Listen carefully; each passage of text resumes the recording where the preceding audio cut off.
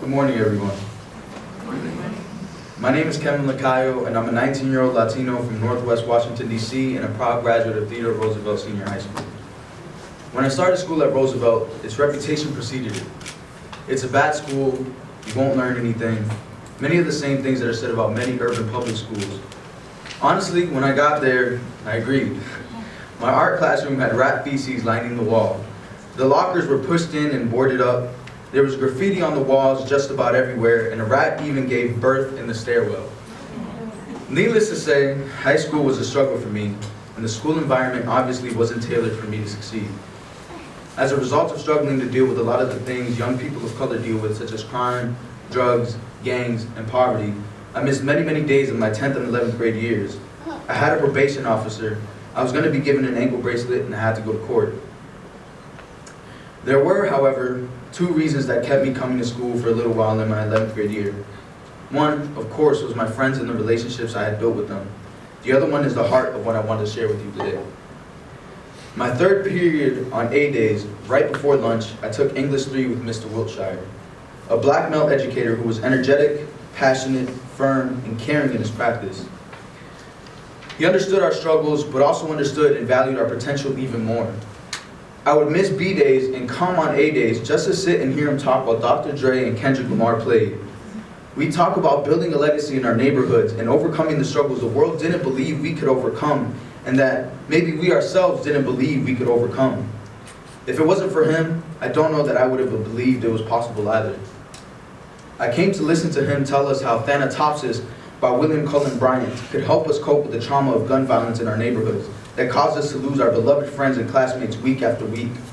I had become accustomed to resorting to fighting to solve problems. He inspired me to stop.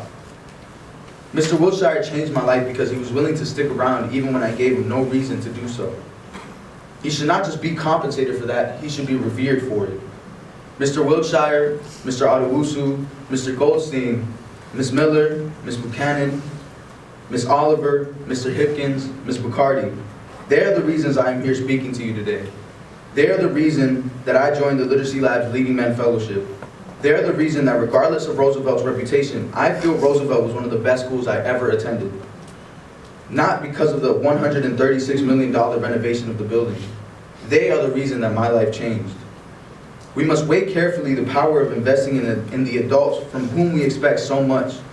For students, these amazing, inspiring teachers are the difference between achievement and an achievement gap. Students need these relationships to succeed in school.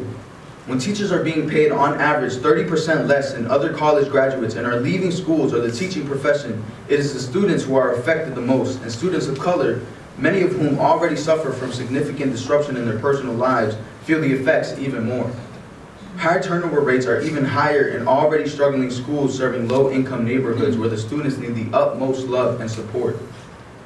If we want love for our students, and I believe we want love for our students, we must ensure we are showing the same love to excellent teachers.